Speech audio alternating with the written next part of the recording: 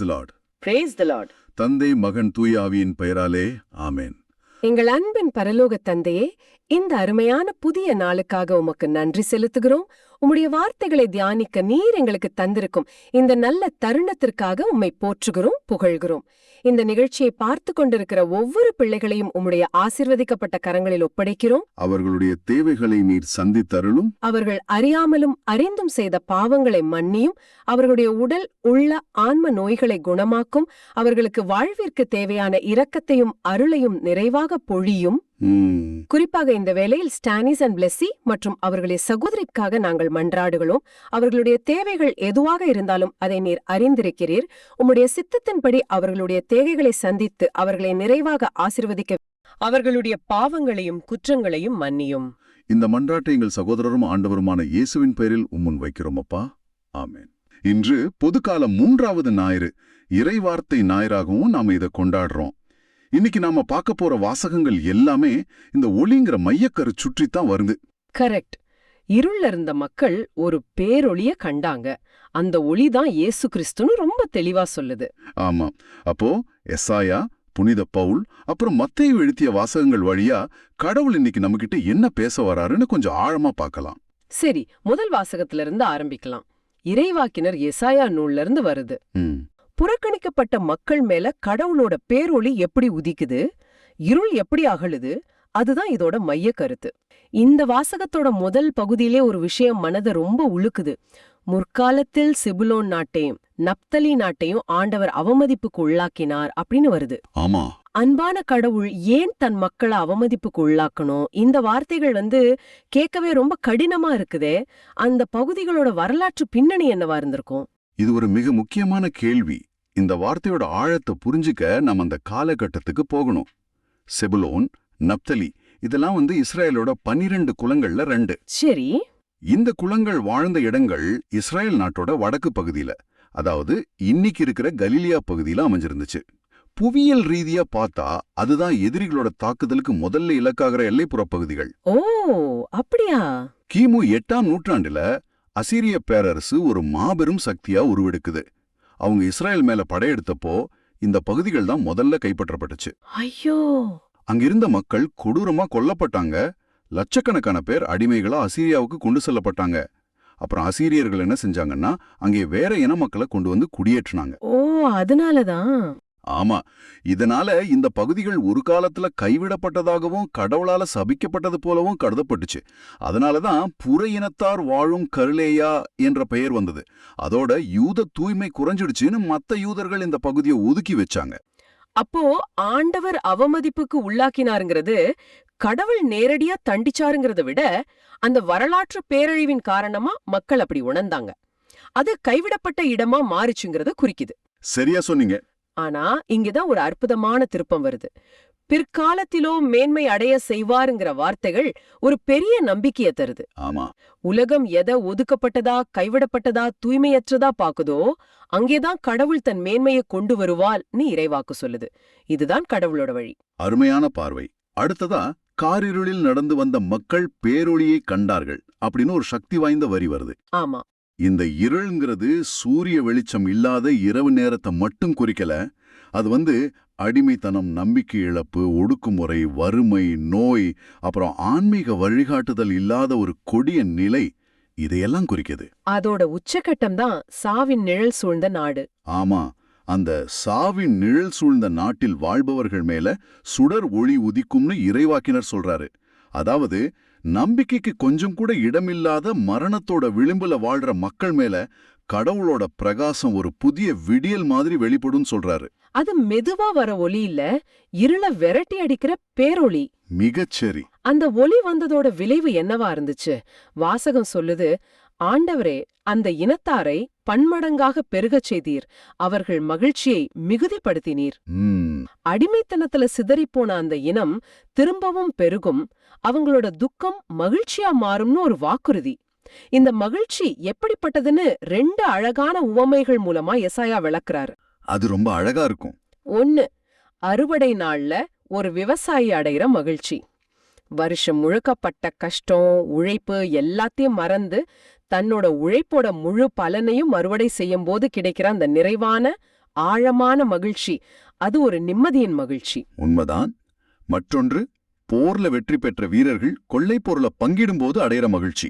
ஓ, அது வேற மாதிரி ஒரு மகிழ்ச்சி. ஆமா, இது ஒரு விடுதலையோட வெற்றியோட மகிழ்ச்சி. தங்களை ஒடுக்குன எதிரிகளை தோற்கடிச்சு அவங்க கிட்ட இருந்து தங்களுக்குரியதை திரும்ப பெறும்போது ஏற்படுற ஒரு ஆரவாரமான பரவசமான நிலை. இது அடிமைத்தனத்திலிருந்து கிடைச்ச ஒரு மாபெரும் வெற்றியை கொண்டாடுற மனநிலை. இந்த ரெண்டு ஓமைகளும் எவ்வளவு வித்தியாசமானவை பாருங்க. ஒன்னு அமைதியான நிறைவான மகிழ்ச்சி, மற்றொன்னு ஆரவாரமான வெற்றியின் மகிழ்ச்சி. ஆமா, கடவுள் தர்ற விடுதலை இந்த ரெண்டு விதமான மகிழ்ச்சியையும் ஒருங்கே கொண்டு வரும்னு இறைவாக்கினர் சொல்றாரு. பழுவாக சுமந்த நுகத்தை நீர் உடைத்தெறிந்தீர். இங்க நீர் அப்படிங்கிறது கடவுளை குறிக்குது. மனித சக்தியால இது நடக்கல. நுகம்ங்கிறது அடிமைத்தனத்தோட மிக கொடூரமான சின்னம். ஆமா, 2 மாடுகளை ஒன்னா பூட்டி உடுறதுக்கு பயன்படுத்துற அந்த மரக்கட்டை மனிதர்களோட தோல்ல வைக்கப்படும் போது அது அவங்களோட சுதந்திரம் பறிக்கப்பட்டுடுச்சுன்னு காட்டுது. அந்த பழுவான நுகம் உடைக்கப்படும் போதுதான் உண்மையான சுதந்திரம் பிறக்குது. நிச்சயமா. அது மட்டும் இல்ல, அவர்கள் தோளை புண்ணாக்கிய தடியை தகர்த்து போட்டீர், அவர்களை ஒடுக்குவோரின் கொடுங்கோலை ஓடித்தெறிந்தீர் அப்படின்னும் பாக்குறோம். ஆமா, அடிமைகளை வேலை வாங்கறதுக்காக அடிக்க பயன்படுத்துற தடி, அதிகாரத்தை காட்டுற கொடுங்கோல், இது எல்லாமே உடை தெரியப்பட்டுச்சுன்னு பாக்குறோம். இது வெறும் அரசியல் விடுதலை மட்டும் இல்ல. அதுதான் முக்கியமான விஷயம். ஆமாம், இன்னைக்கு நம்மள பாவத்துக்கும் தீய பழக்கங்களுக்கும் கவலைகளுக்கும் உறவு சிக்கல்களுக்கும் அடிமைப்படுத்துற எல்லா விதமான ஒடுக்குமுறைகள்ல இருந்தும் கடவுள் நமக்கு விடுதலை அளிக்கிறாருங்கிறதையும் இது அழகா காட்டுது. இந்த விடுதலைய மக்கள் நம்புற மாதிரி செய்ய அவங்களுக்கு ஏற்கனவே தெரிஞ்ச ஒரு வரலாற்று நிகழ்வை எசையா சுட்டிக்காட்டுறார். மிதியான் நாட்டில் செய்தது போல அப்படின்னு குறிப்பிடுறாரு. ஆமா, நீதி தலைவர்கள் புத்தகத்துல வர்ற கிதியோனோட அற்புதமான நிகழ்வு அது. சொல்லுங்களேன். லட்சக்கணக்கான மிதியானிய பட வீரர்கள் இஸ்ரேலை சுற்றி இருந்தப்போ கிதியோன் கிட்ட இருந்தது வெறும் 32,000 வீரர்கள் தான். அதுலயும் கடவுள் பயப்படுறவங்களெல்லாம் வீட்டுக்கு அனுப்பி கடைசியில வெறும் 300 வீரர்களை மட்டுமே தேர்ந்தெடுத்தாரு. வெறும் 300 பேரா? ஆமா, ஆனா கடவுளோட வழிநடத்துதலின்படி அந்த 300 வீரர்களை கொண்டு கைவிளக்குகளையும் எக்காலங்களையும் பயன்படுத்தி அந்த மாபெரும் மிதியானிய படையை கிதியோன் தோற்கடித்தார். இந்த இறைவாக்கு சுமார் 700 வருஷத்துக்கு அப்புறம் இயேசு கிறிஸ்துவோட பிறப்புலையும் அவரோட பணிகள்லயும் முழுமையா நிறைவேறினதை நாம நற்செய்தியில பாக்குறோம். ஆமா, மத்தேயு நற்செய்தியில. ஆமா, இயேசு தன்னோட பொது பணிய எங்க தொடங்கினார்னு வாசிக்கிறோம். செபுலோன், நப்தலி ஆகிய இடங்களை உள்ளடக்கிய கலிலியாவுக்கு சென்றார். அதே இடத்துக்கு இருள்ல இருந்த மக்களுக்கு அவரே பேரொளியா வந்தாரு. புறக்கணிக்கப்பட்ட கலிலியா மக்களுக்கு முதல் மீட்பின் செய்தியை அறிவிச்சாரு. அப்போ எசாயா முன்னறிவிச்ச அந்த ஒளி வேறு யாருமல்ல, நம்ம ஆண்டவர் இயேசு கிறிஸ்துவே. அவரே நம்ம நுகங்களை உடைப்பவர், நமக்கு உண்மையான விடுதலையை தருபவர். இன்னைக்கு இந்த வாசகம் உங்ககிட்ட என்ன பேசுது? உங்க வாழ்க்கையில இருள் சூழ்ந்த பகுதிகள் எதுவா இருக்கு? அது உங்க குடும்பமா இருக்கலாம், உங்க வேலையிடமா இருக்கலாம், இல்ல உங்க உடல் நலமா இருக்கலாம். அங்கே கடவுளோட பேரொளி உதிக்கணும்னு நீங்க விரும்புறீங்களா? உங்களை அழுத்திக்கிட்டு இருக்கிற நுகங்கள் எவை? அது கடனா இருக்கலாம், மன்னிக்க முடியாத கோபமா இருக்கலாம், இல்ல ஒரு கெட்ட பழக்கமா இருக்கலாம். அத உடைத்தெறிய கடவுளோட உதவிய நாடுங்க. இறைவாக்கினர் எசாயா வழியா பேசின கடவுள் இன்னைக்கு நம்மோடும் இந்த வார்த்தைகள் வழியா பேசுறாரு. இருள்ல இருக்கிற நமக்கும், நம்மை சுத்தி விரக்தியிலையும் துன்பத்திலையும் இருக்கிறவங்களுக்கும் பேரொளியா இருக்க நம்மள அழைக்கிறாரு. ஆமா, மத்தவங்க ஒதுக்குற மனிதர்களுக்குள்ள இருக்கிற கடவுளோட சாயல நாம காண அழைக்கப்படுறோம். அந்த அழைப்பை ஏத்து நம்பிக்கையோட இந்த நாளை தொடங்குவோம். இது எவ்வளவு பெரிய நம்பிக்கை! இந்த நம்பிக்கையோட ஒரு தனிப்பட்ட வெளிப்பாடுதான் பதிலுரை பாடல் திருப்பாடல் 27ல கேக்குது. ஆமா, அதோட பல்லவியே அதுதான். ஆண்டவரே என் ஒளி, அவரே என் மீட்பு. முதல் வாசகத்துல சொல்லப்பட்ட வாக்குறுதி இங்க ஒரு தனிப்பட்ட அனுபவமா மாறுது. ஆமா, திருப்பாடல் ஆசிரியர் கேக்குறாரு, ஆண்டவரே என் ஒளி, அவரே என் மீட்பு, யாருக்கு நான் அஞ்ச வேண்டும்? அந்த ஒளிய கண்டு கொண்ட ஒருத்தருக்கு வாழ்க்கையில பயம் இருக்காதுங்கிறத எவ்வளவு அழகா சொல்லுது. ஒளிங்கிறது சும்மா வெளிச்சம் மட்டும் இல்ல, அது இருள விரட்டுது, நமக்கு வழிகாட்டுது. குழப்பத்துல இருக்கும்போது ஒரு தெளிவை கொடுக்குது. ஆமா, அது மட்டும் இல்லாம ஒளிங்கிறது ஒரு பாதுகாப்பு, ஒரு கதகதப்பு. தனிமையில இருக்கிறவங்களுக்கு ஆண்டவரோட பிரசன்னம் அப்படிப்பட்ட ஒரு ஆறுதல். அருமையான விளக்கம். அதோட சேர்த்து அவரே என் மீட்பு, என் உயிருக்கு அடைக்கலம்னு சொல்ற வார்த்தைகளையும் நம்ம பார்க்கணும். ஆமா, சொல்லுங்க. மீட்புங்கிறது வெறும் நிலைவாழ்வு சம்பந்தப்பட்டது மட்டும் இல்ல. நம்ம அன்றாட வாழ்க்கையில சந்திக்கிற பயங்கள், கவலைகள், பிரச்சனைகள் எல்லாத்துல இருந்தும் கிடைக்கிற ஒரு விடுதலை. சரி. அடைக்கலம் அப்படின்னா ஒரு பாதுகாப்பான கோட்டை மாதிரி. எந்த ஆபத்து வந்தாலும் நம்மள பாதுகாக்கிற ஒரு அரண். ம், இந்த ரெண்டு உண்மையும் அவரே ஒளி அவரே மீட்பு உணர்ந்ததாலதான் தாவீது ஒரு கேள்வியை கேட்கிறாரு. அது ஒரு சாதாரண கேள்வி இல்ல. அது ஒரு விசுவாச பிரகடனம். ஆமா, கரெக்ட். யாருக்கு நான் அஞ்ச வேண்டும்? கடவுளே என் பக்கம் இருக்கும்போது எனக்கு ஏன் பயம்? அப்படிங்கிற ஒரு ஆணித்தரமான நம்பிக்கை முழக்கம் அது. சரி, அப்போ அடுத்த வசனத்தை பார்க்கலாம். வசனம் 4. சொல்லுங்க. நான் ஆண்டவரிடம் ஒரு விண்ணப்பம் செய்தேன், அதையே நான் நாடித் தேடுவேன்.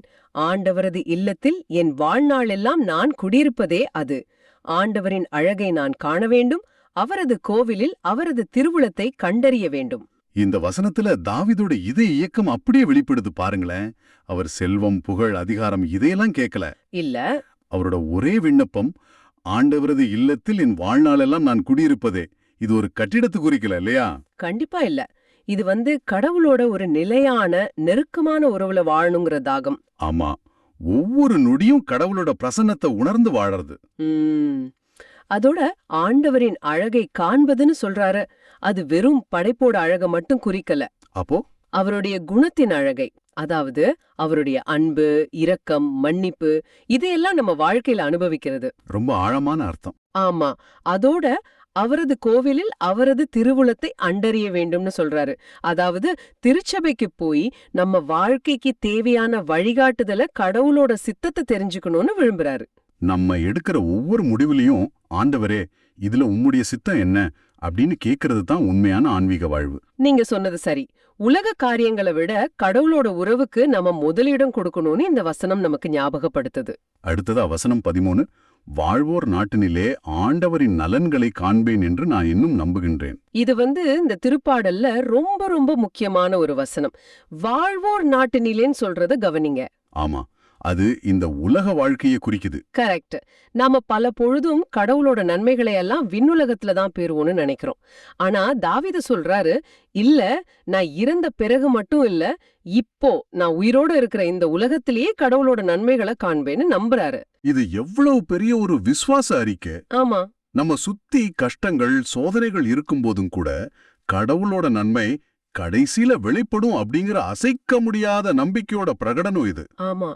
அந்த நான் இன்னும் நம்புகின்றேன் அப்படிங்கிற வார்த்தை ரொம்ப முக்கியம். ஒருவேளை அவர் சோர்ந்து போற நிலைமையில இருந்திருக்கலாம், ஆனாலும் நம்பிக்கையை விடல. ஆமா, ஒரு பிடிவாதமான நம்பிக்கை. சூழ்நிலைகள் எதிரா இருந்தாலும் என் கடவுள் நல்லவர், அவர் நன்மை செய்வார்னு உறுதியா பிடிச்சுக்கிறது. அதுதான் உண்மையான விசுவாசம். இறுதியா வசனம் 14, நெஞ்சே ஆண்டவருக்காக காத்திரு, மன உறுதிக்குள் உன் உள்ளம் வலிமை பெறட்டும். ஆண்டவருக்காக காத்திரு. இந்த கடைசி வசனம் ஒரு வகையில தாவீது தனக்குத்தானே சொல்லிக்கிற மாதிரியும் இருக்கு, நம்ம கிட்ட நேரடியா பேசுற மாதிரியும் இருக்கும். ஆமா ஆமா, ஆண்டவருக்காக காத்திருங்கிறத நாம தப்பா புரிஞ்சிக்க கூடாது. சும்மா சோம்பேறியா இருக்கிறது இல்ல. கண்டிப்பா. அது ஒரு துணிச்சலான நம்பிக்கையான செயல். அதனாலதான் அடுத்த வார்த்தைகளே மன உறுதிக்குள் உன் உள்ளம் வலிமை பெறட்டும்னு இருக்கு. ஒரு விவசாயி மாதிரி விதைய விதைச்சிட்டு அறுவடைக்கு காத்திருப்பார், ஆனா சும்மா இருக்க மாட்டாரு. ஆமா, தண்ணி பாய்ச்சுவாரு, களை எடுப்பாரு. அதே மாதிரி நாமளும் ஜெபத்துல நிலைச்சிருந்து விசுவாசத்துல வளர்ந்து நம்ம கடமைகளை சரியா செஞ்சு நம்பிக்கையோட காத்திருக்கணும். ரொம்ப சரியா சொன்னீங்க. ஜெபத்துக்கு பதில் கிடைக்காதப்போ நாம சீக்கிரம் சோர்ந்து போயிடுறோம். ஆனா இந்த வாசகம் சொல்லுது, சோர்ந்து போகாதே, மன உறுதியோட இரு, நம்பிக்கையோட காத்திருன்னு. கடவுள் சரியான நேரத்துல சரியான விதத்துல நிச்சயம் செயல்படுவாருங்கிற நம்பிக்கையோட இருக்கிறது தான் உண்மையான காத்திருப்பு. இந்த வசனம் 2 தடவை ஆண்டவருக்காக காத்திருன்னு சொல்றது அதோட முக்கியத்துவத்தை காட்டுது. ஆமா, அது நமக்கு ஒரு நேரடியான அழைப்பு. ஆஹா, இன்னைக்கு இந்த வாசகங்கள் வழியா நாம கத்துக்கிற முக்கிய செய்தி என்னன்னா, நம்ம பயங்களையும் இருளையும் ஜெயிக்கிறதுக்கு நம்ம சொந்த பலம் போதாது. கடவுளை நம்ம ஒளியா, மீட்பா, அடைக்கலமா முழுமையா ஏத்துக்கிறது தான் ஒரே வழி. ஆமா, அந்த நம்பிக்கையோட தாவீது போல கடவுளோட பிரசன்னத்துல வாழ்றதையே நம்ம வாழ்வோட பெரிய விருப்பமா வச்சுக்கணும். நிச்சயமா. இந்த உலக வாழ்க்கையிலேயே அவரோட நன்மைகளை காண்போங்கிற விசுவாசத்தோட தைரியமா அவருக்காக காத்திருக்க இந்த வாசகம் நம்மள அழைக்குது. நெஞ்சே ஆண்டவருக்காக காத்திரு, மன உறுதிகொள். சில நேரங்கள்ல நம்ம வாழ்க்கை இருண்டு போற மாதிரி தோணும்போது இந்த வரிகள் பெரிய பலத்தை கொடுக்கும். நம்பிக்கையோட மன உறுதியோட காத்திருக்கிறது கூட ஒரு ஜபம்தான். சரி, இப்போ 2ஆம் வாசகத்துக்கு வரலாம். புனித பவுல் கொரிந்தியருக்கு எழுதிய வாசகம். ஆமா, இது கிட்டத்தட்ட 2000 வருஷத்துக்கு முன்னாடி எழுதப்பட்ட ஒரு கடிதம். ஆனா அதுல இருக்கிற பிரச்சனை இன்னைக்கும் நம்ம வாழ்க்கையில பாத்துட்டு இருக்கிற ஒரு விஷயம்தான். அதுதான் பிரிவினை. ஆமா, திருத்துதர் பவுல் கொரிந்து நகர திருச்சபைக்கு எழுதின முதல் கடிதத்துல அங்கிருந்து ஒரு பெரிய பிளவை சரி செய்ய முயற்சி பண்றார். அப்போ இந்த கொரிந்து நகரம் எப்படிப்பட்ட இடம்? ஏன் அங்க இந்த மாதிரி ஒரு பிரச்சனை வந்தது? நல்ல கேள்வி. கொரிந்து நகரம் அந்த காலத்தோட ஒரு மெகா சிட்டி மாதிரி. ஒரு பெரிய துறைமுகம், பல நாட்டு மக்கள், பல கலாச்சாரங்கள் ஒண்ணா கலந்த ஒரு இடம். நிறைய வியாபாரம், பணம் புழங்குற இடம். அதோட கிரேக்க தத்துவத்தோட ஒரு மையமாவும் இருந்துச்சு. ஓஹோ. அதனால அங்க யாரு நல்லா பேசுறாங்களோ, யார்கிட்ட பேச்சாற்றல் இருக்கோ அவங்களுக்கு ஒரு பெரிய மதிப்பு இருந்துச்சு. அப்போ மக்கள் தலைவர்களையும் அவங்க பேச்சையும் பார்த்து மயங்கறதுக்கு நிறைய வாய்ப்பு இருந்திருக்கு, அப்படிதானே? நிச்சயமா.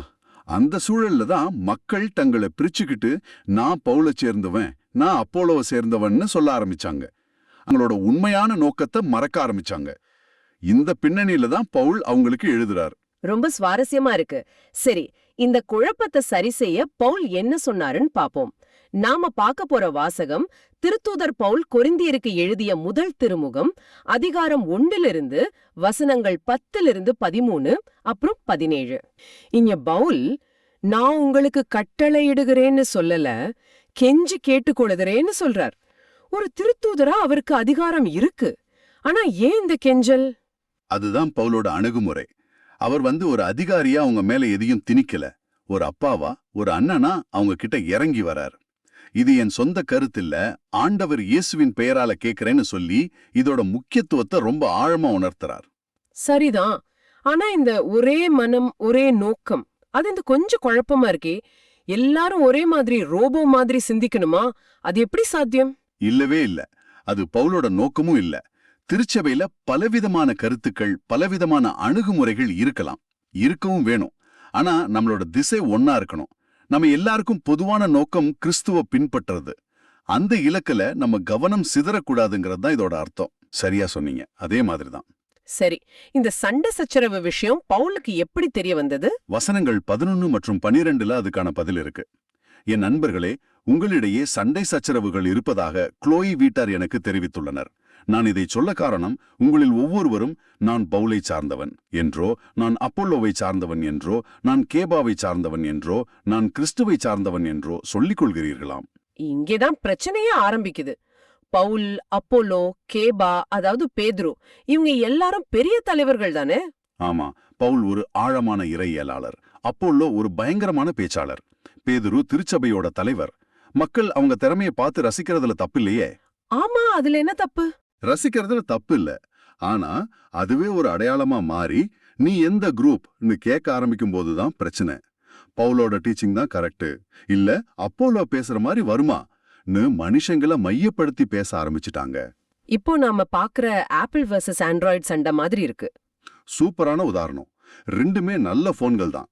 ஆனா நான் ஒரு ஆப்பிள் ஃபேனுன்னு சொல்லி மத்தவங்கள மட்டமா பார்க்க ஆரம்பிக்கும் போது நாம அந்த பொருளோட பயன்பாட்டை விட அந்த பிராண்டோட அடையாளத்துக்கு அடிமையாகிடுறோம். சரிதான். இந்த முட்டாள்தனமான பிரிவினையை உடைக்கிறதுக்காக தான் பவுல் அடுத்ததா ஒரு 3 கேள்வியை துப்பாக்கி குண்டு மாதிரி கேட்கிறாரு. வசனம் 13. கிறிஸ்து இங்கனம் பிளவுபட்டுள்ளாரா? அல்லது பவுலா உங்களுக்காக சிலுவையில் அறையப்பட்டார்? அல்லது பவுலின் பெயரிலா நீங்கள் திருமுழுக்கு பெற்றுக் கொண்டீர்கள்?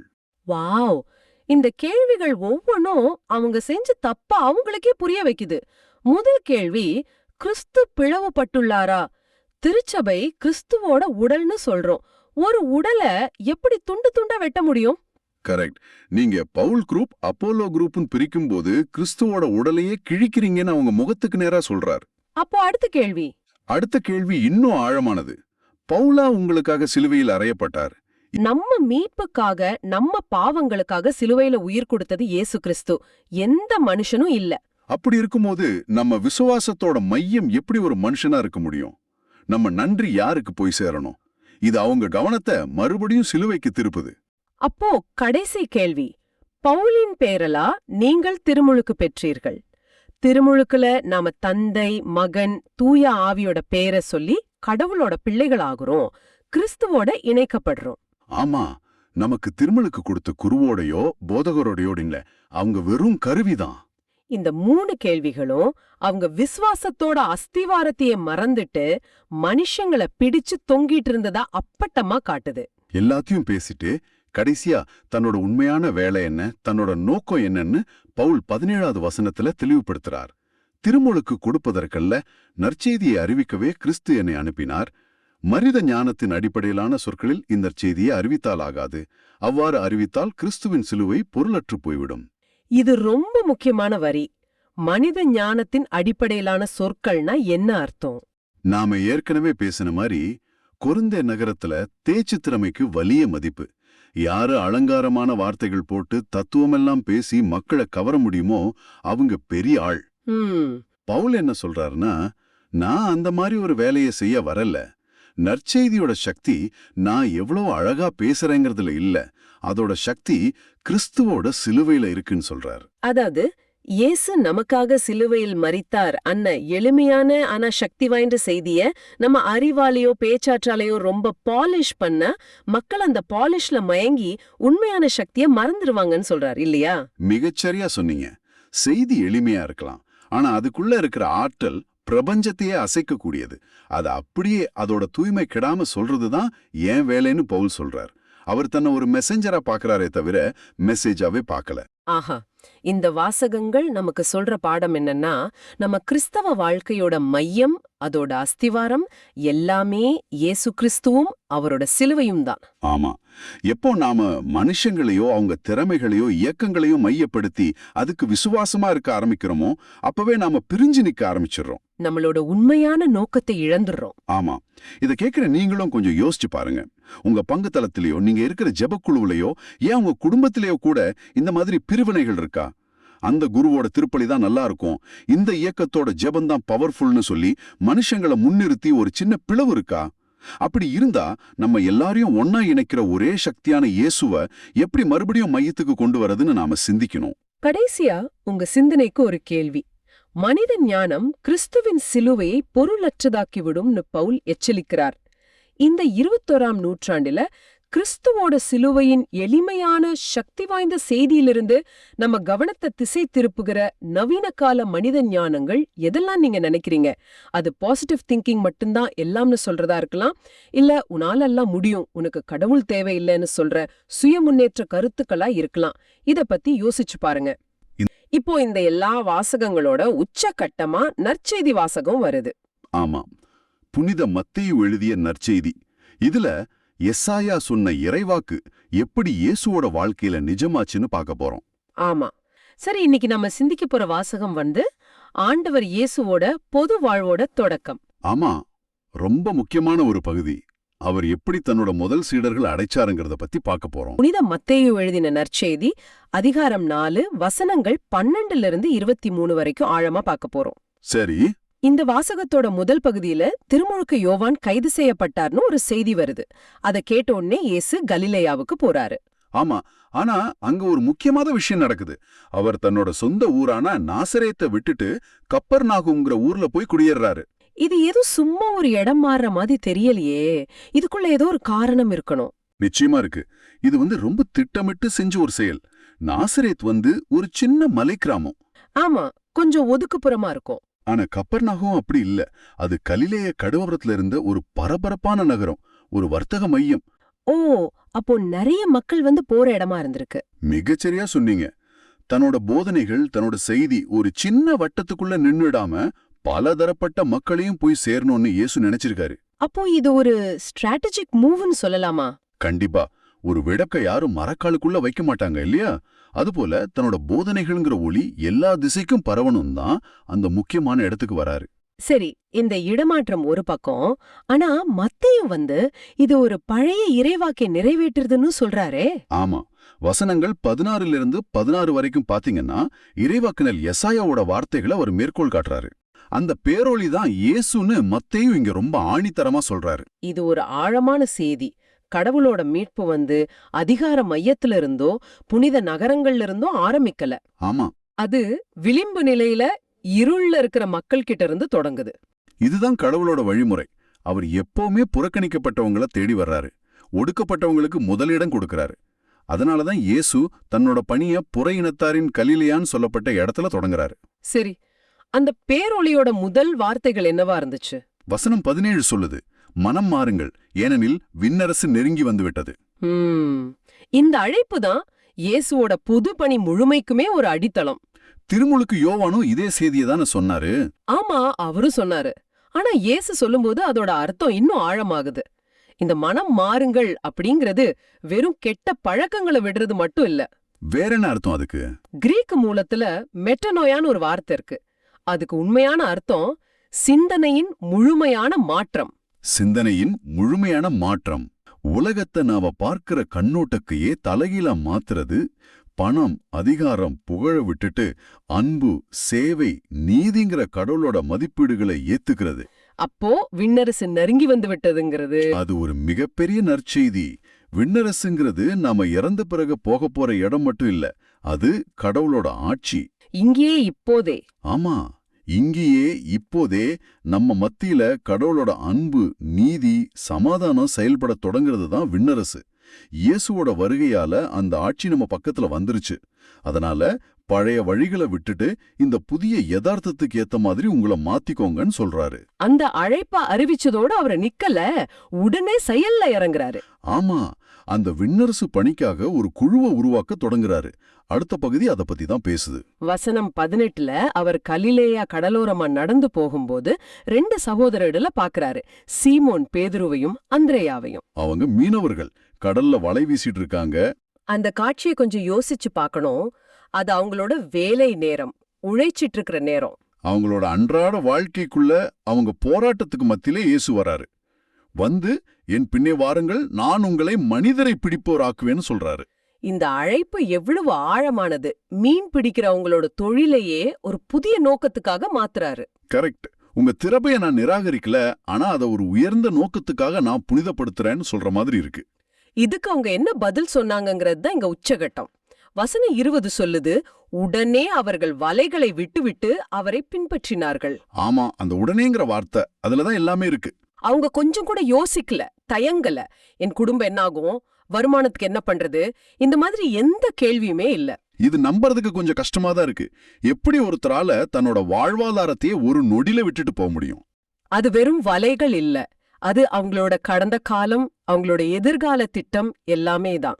இதுதான் விசுவாசத்தின் பாய்ச்சல்னு சொல்றது.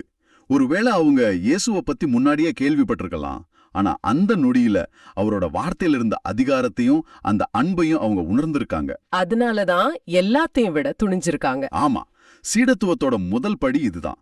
நம்மளோட சொந்த திட்டங்களை விட்டுட்டு இயேசுவோட திட்டத்துக்கு நம்மள முழுசா ஒப்பு கொடுக்கிறது. சரி, இந்த முதல் அழைப்பு முடிஞ்சதும் இயேசு இன்னும் கொஞ்ச தூரம் போறாரு. அங்க இன்னும் 2 சகோதரர்களை பாக்குறாரு, யாக்கோபும் யோவானும். அவங்க அப்பா செபதேயுவோட படகுல உட்கார்ந்து வலைகளை பழுது பார்த்துட்டு இருக்காங்க. இயேசு அவங்களையும் கூப்பிடுறாரு. இவங்களோட பதில் பேதுரு, ஆந்திரியாவோட பதிலை விட ஒரு படி மேல போகுது. எப்படி? வசனம் 22 சொல்லுது, உடனே அவர்கள் தங்கள் படகையும் தந்தையும் விட்டுவிட்டு அவரை பின்பற்றினார்கள். ஓ, இங்க 2 முக்கியமான வார்த்தை இருக்கு, படகு, தந்தை. ஆமா, வலைங்கிறது ஒரு தனிப்பட்ட கருவி, ஆனா படகுங்கிறது ஒரு குடும்பத்தோட சொத்து, ஒரு தொழில் மூலதனம். அதை விட்டுட்டு வர்றது பெரிய பொருளாதார இழப்பு. அதை விட முக்கியமா அவங்க அப்பாவையே விட்டுட்டு வராங்க. ஆமா, அந்த காலத்து யூத சமூகத்துல அது நினைச்சு கூட பார்க்க முடியாத ஒரு செயல். குடும்பம், தந்தைங்கிறது தான் மையம். அப்போ இயேசு குடும்ப உறவுகளை மதிக்கலையா? அப்படி இல்ல, கடவுளோட அழைப்பு வரும்போது அதுக்கு தான் முதலிடம் கொடுக்கணும்னு சொல்றாரு. உலக பிரகாரமான ஒரு குடும்பத்தை விட்டு விண்ணரசாகிய ஒரு பெரிய குடும்பத்துக்காக போறாங்க. அப்போ இயேசுவோட அழைப்பு ஒரு முழுமையான அர்ப்பணிப்பை கேக்குது. நிச்சயமா, பார்ட் டைம் கமிட்மெண்ட் இல்ல, டோட்டல் கமிட்மெண்ட். ஆக இந்த 4 மீனவர்கள் தான் இயேசுவோட முதல் சீடர்கள். அவங்க படிச்சவங்களோ, குருக்களோ, பெரிய அதிகாரத்துல இருந்தவங்களோ இல்ல, சாதாரண உழைக்கும் மக்கள். ஏன் இயேசு சக்தி வாய்ந்தவங்கள வச்சு தன்னோட இயக்கத்தை தொடங்கல? அதுதான் விண்ணரசின் தர்க்கம். அது உலகத்தோட தர்க்கத்துக்கு நேர் எதிரானது. கடவுள் தங்களையே வெறுமையாக்கிக்கிறவங்கள தான் தேர்ந்தெடுக்கிறாரு. அப்போதான் கடவுளோட வல்லமை அவங்க மூலமா முழுமையா வெளிப்படும். அவங்க கரங்களை காலியாக்குனதால கடவுள் அதை தன்னோட கருவிகளா நிரப்புனாரு. சரியா சொன்னீங்க. இந்த அழைப்பு படலம் முடிஞ்ச உடனே கடைசி வசனம், அதாவது 23ஆம் வசனம், இயேசுவோட பணியை அழகா சுருக்கி சொல்லுது. ஆமா, ஒரு 3 அம்சங்கள்ல சொல்லுது. அவர் கலிலேயா முழுவதும் சுற்றி வந்து கற்பித்தார், பறைசாற்றினார், குணமாக்கினார். இந்த மூணும் தான் அவரோட பணித்திட்டத்தோட வரைபடம். ஆமா, முதல்ல கற்பித்தார். தொழுகை கூடங்கள்ல பழைய இறைவாக்குகளுக்கு ஒரு புதிய அதிகாரப்பூர்வமான விளக்கத்தை கொடுத்தாரு. இரண்டாவது பறைசாற்றினார். இது வெறும் போதனை மட்டுமில்ல, விண்ணரசு வந்துடுச்சுங்கிற நற்செய்திய ஒரு அவசர உணர்வோட அறிவிச்சாரு. மூணாவது குணமாக்கினார். இது ரொம்ப முக்கியம். அவர் வார்த்தையோட நிக்கல, செயல்லையும் காட்டினாரு. ஆமா, மக்களின் உடல் உள்ளம் சார்ந்த துன்பங்களை நீக்கினாரு. இது அவர் சொன்ன விண்ணரசு வெறும் பேச்சில்ல, அது ஒரு சக்திங்கிறத நிரூபிச்சது. வார்த்தையும் செயலும் இணைந்த ஒரு முழுமையான பணி. மிகச்சரி. கற்பித்தல் மனதையும், பறைசாற்றுதல் உள்ளத்தையும், குணமாக்குதல் உடலையும், அன்றாட வாழ்க்கையும் தொட்டது. இதுதான் இன்னைக்கும் திருச்சபையோட பணியா இருக்கணும். கண்டிப்பா. சரி, இந்த வாசகங்கள் எல்லாம் கேட்டுட்டு இருக்கிற உங்ககிட்ட என்ன பேசுது? இது ஏதோ 2000 வருஷத்துக்கு முன்னாடி நடந்த ஒரு நிகழ்வு மட்டும் இல்ல. இல்லவே இல்ல. இன்னைக்கும் இயேசு நம்ம வாழ்க்கையோட கடலோரத்துல, அதாவது நம்ம வேலை செய்யற இடங்கள்ல, நம்ம குடும்பங்கள்ல, நம்ம போராட்டங்கள்ல நடந்து வந்து நம்மையும் அழைக்கிறாரு. அந்த அழைப்பு இன்னைக்கு ஒண்ணுதான். என் பின்னே வாருங்கள். நீங்க சிந்திக்க வேண்டிய கேள்வி இதுதான். அந்த அழைப்புக்கு முழுமையா பதில் சொல்ல உங்க வாழ்க்கையில நீங்க விட்டுவிட வேண்டிய வலைகள் எவை? அது ஒரு வேலையாவோ படகாவோ இருக்கணும்னு அவசியம் இல்ல. ஒருவேளை அது ஒரு தவறான பழக்கமா இருக்கலாம், ஒரு தேவையற்ற பயமா இருக்கலாம், இல்லனா உங்களை கட்டி போடுற ஒரு வசதியான சூழலா இருக்கலாம். கொஞ்சம் சிந்திச்சு பாருங்க. அப்போ இன்றைய வாசகங்கள் எல்லாம் ஒரு நேர்கோட்ல பயணிக்குது. எஷாயா ஒரு பேரொளியின் வருகையை சொல்றாரு. திருப்பாடல் அந்த ஒளியில நம்பிக்கை வைக்க சொல்லுது. பவுல் அந்த ஒளியில வாழ்ற நாம பிரிவினைகள் இல்லாம ஒற்றுமையா இருக்கணும்னு சொல்றாரு. கடைசியா மத்தேயு அந்த பேரொளியே இயேசுதான்னு அடையாளம் காட்டுறாரு. அவரும் நம்மையும் அந்த இருள்ல இருந்து அழைக்கிறாரு. முதல் சீடர்கள் அவங்களோட வலைகளையும் படகுகளையும் விட்டுட்டு போனாங்க. இன்னைக்கு இயேசு நம்ம வாழ்க்கையோட கடலோரத்துல, அதாவது நம்ம வேலை செய்யற இடத்துல, நம்ம குடும்பத்துல, நம்ம போராட்டங்கள் மத்தியில நடந்து வந்து நம்மையும் அழைக்கிறாரு. ஆமா, அந்த ஒளிய பின்தொடர்றதுக்கு நாம விட்டுவிட வேண்டிய வலைகள் அல்லது படகுகள் நம்ம வாழ்க்கையில எதுன்னு நாம சிந்திச்சு பார்க்கணும். அது ஒரு கெட்ட பழக்கமா இருக்கலாம், ஒரு தவறான உறவா இருக்கலாம், இல்ல கடவுளை விட நம்ம அதிகமா பிடிச்சுக்கிட்டு இருக்கிற ஏதோ ஒன்றா இருக்கலாம். சில நேரங்கள்ல எனக்கே என்னோட வலை என்பது நான் ரொம்ப கவனமா திட்டமிட்ட என்னோட சொந்த திட்டங்கள் தான். எல்லாத்தையும் நம்ம கட்டுப்பாட்டுல வச்சுக்கணும்னு நினைக்கிறது. ஆமா, அந்த வலைய கீழே போட்டுட்டு அந்த ஒளிய நம்பி பின்தொடர்றது தான் ரொம்ப கடினமான ஆனா மிக விடுதலையான அனுபவம். அந்த அழைப்புக்கு நம்ம ஒவ்வொருவரும் செவிமடுப்போம். இந்த ஆழமான பார்வை உங்களுக்கு பயனுள்ளதா இருக்குதுன்னு நினைச்சா மத்தவங்களுக்கு இந்த வீடியோவை ஷேர் பண்ணுங்க. நற்செய்தியின் தூதராக இறையாட்சியை எடுத்துரைங்க. நன்றி. மீண்டும் நாளை சந்திப்போம். இயேசுவுக்கே புகழ். அன்னை மரியே வாழ்க.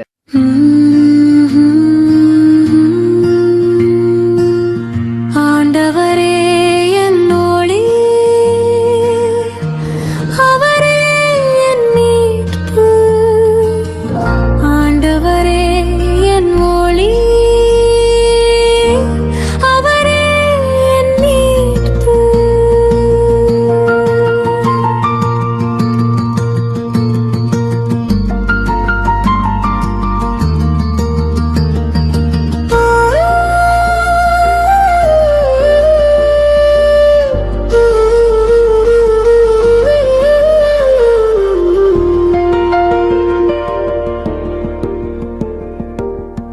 ஆண்டவரே என் ஒளி, அவரே என் மீட்பு.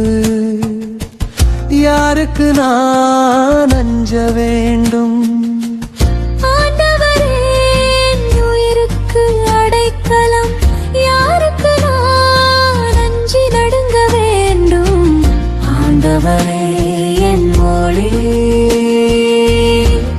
அவரே என் மீட்பு.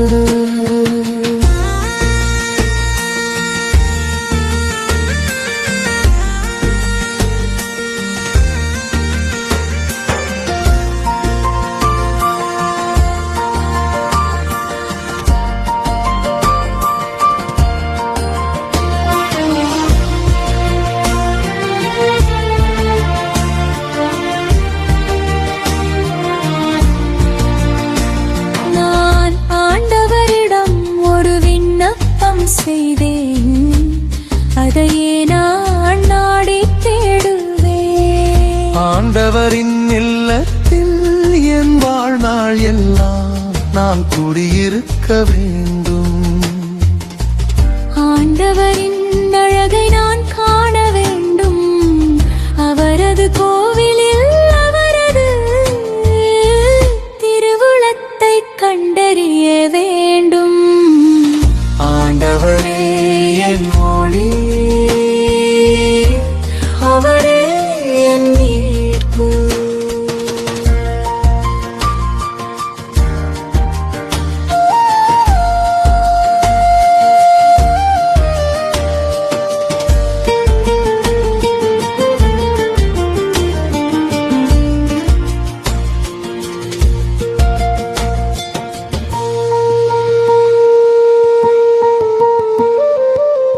வாழ்வோரின் நாட்டினிலே ஆண்டவரின் நலன்களை காண்கவிரு. நான் இன்னும் நம்புகின்றேன் நெஞ்சே.